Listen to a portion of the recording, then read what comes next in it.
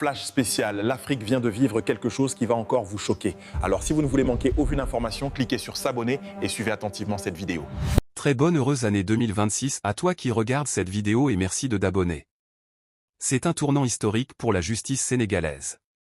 L'avocat d'Ousmane Sonko vient de brandir une preuve qu'on disait inexistante, le fameux rapport du Prodac. Ce document, signé dès 2018, prouverait que les accusations de diffamation contre le Premier ministre reposaient sur un mensonge par omission. Aujourd'hui, une commission de magistrats a déjà donné un avis favorable pour la révision du procès. L'enjeu ? Blanchir Ousmane Sonko et pointer du doigt le préjudice immense subi, l'empêchement de sa candidature en 2024 et les mois d'emprisonnement. La défense réclame maintenant que la vérité éclate enfin. Vers une réhabilitation totale ? Le dossier est désormais entre les mains de la Cour suprême. Affaire à suivre. Pour aller droit au but, il s'agit du procès qui a opposé en 2023 M. Ousmane Sonko, notre client, président du parti PASTEF, à M. Mamaye Niang.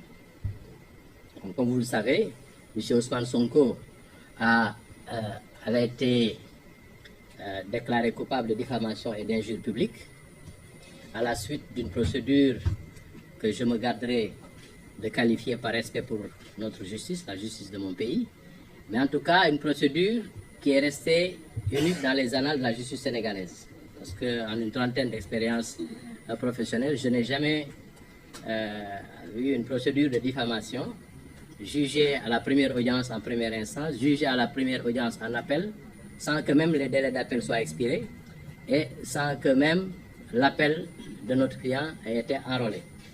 Donc en l'espace de 2 mois,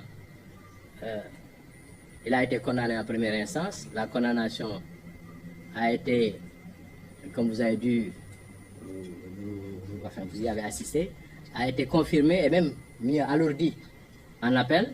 Et on l'a condamné à 6 mois, juste ce qu'il fallait pour l'empêcher d'être candidat.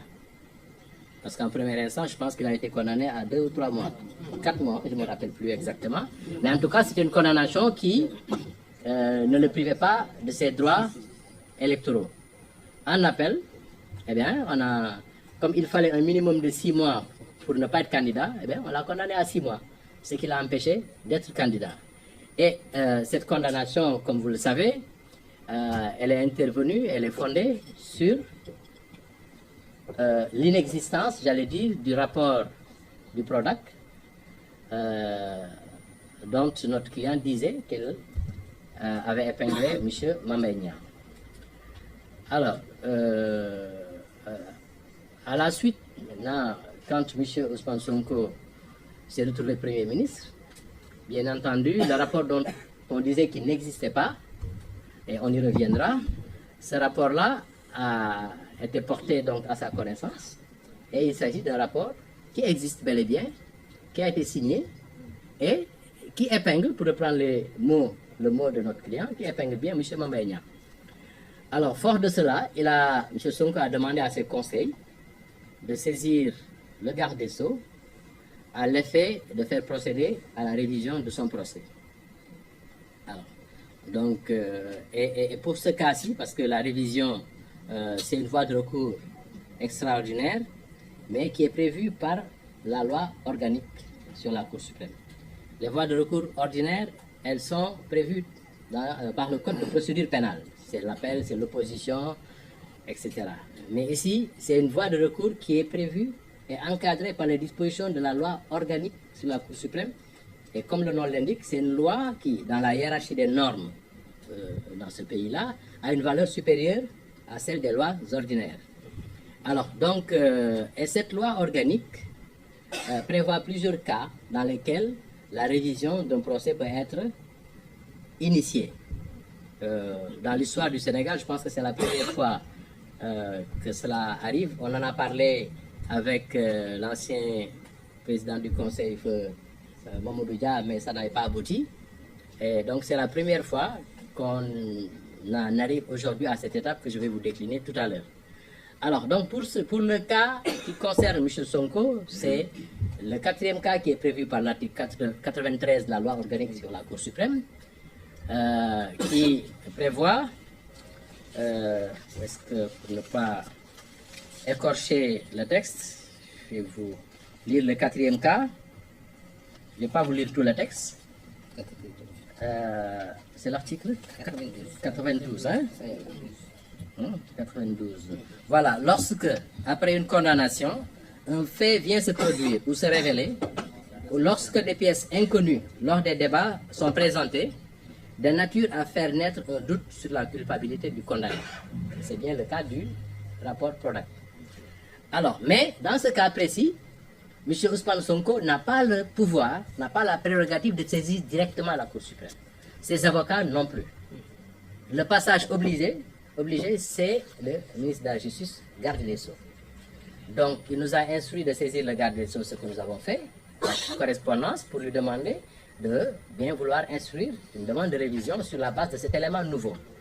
Et le garde des Sceaux, Mme Yacine Fall, qui a hérité de ce courrier-là, a effectivement fait les démarches. Et je tiens à préciser qu'elle ne l'a pas fait en tant que politique. Elle a agi en tant que garde des Sceaux et n'a fait qu'appliquer ce que la loi a prévu, en pareille occurrence. Alors, donc, le texte, il est là, c'est l'article 93. Dans le 4e cas, donc le cas qui nous concerne, le droit de demander la révision appartient au garde des Sceaux, ministre de la Justice seul. Ça, c'est la loi organique sur la Cour suprême qui le dit. Donc, c'est le garde des Sceaux seul qui a le droit d'initier la procédure de révision. Et donc, le garde des Sceaux qui statue, après avoir pris l'avis d'une commission composée des directeurs de son ministère, du procureur général près la Cour suprême, d'un magistrat du siège de la Cour suprême, désigné par le premier président. Donc, elle n'a pas fait autre chose que de se conformer aux dispositions de la loi. Donc, elle a réuni la commission.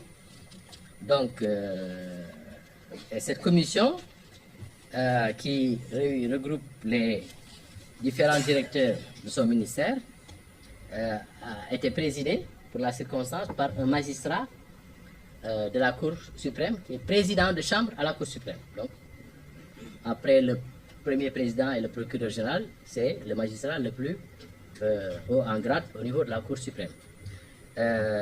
Et, fait important à noter, avec la présence de M. le procureur général himself. Il aurait pu déléguer un avocat général, un premier avocat général, mais c'est lui-même, le procureur général près la Cour suprême, qui est venu siéger au niveau de la commission. Et cette commission regroupe plusieurs magistrats qui sont 2 directeurs généraux et peut-être 7 ou 8 directeurs. Donc, président de chambre à la Cour suprême, procureur général, directeur, madame le directeur général de la protection judiciaire et sociale, monsieur le directeur général de l'administration pénitentiaire, monsieur le directeur des affaires civiles et du Sceau, monsieur le directeur des affaires criminelles et des grâces. Merci de t'abonner si tu ne l'as pas encore fait. Monsieur le directeur des services judiciaires, monsieur le directeur de la justice de proximité et de la promotion de l'accès aux droits, monsieur le directeur des droits humains, monsieur le directeur de la dématérialisation et de l'automatisation, monsieur le directeur de la promotion de la bonne gouvernance, monsieur le directeur de l'administration générale et de l'équipement, entre autres. Donc vous voyez que c'est quand même des directeurs, et parmi cette liste-là, dans cette liste, vous verrez qu'il y a peut-être 8 magistrats, et pas lesquels, pas n'importe lesquels. Le magistrat président de chambre à la Cour suprême, le procureur général de la Cour suprême, et d'autres magistrats qui ont en tout cas pour tout ce qui était là, entre 25 et 40 ans d'expérience, qui ont occupé toutes les fonctions dans cette magistrature. J'insiste sur la composition, c'est pour que vous sachiez bien que si cette commission ainsi composée examine le rapport du Prodac qui lui a été soumis et décide de donner un avis favorable en estimant qu'effectivement le rapport contient des éléments de nature à épingler, parce que je reprends le mot de notre client, et a émis un avis favorable pour la révision de son procès, ce qui est une première. En tout cas, moi, dans ma petite expérience, je n'ai pas encore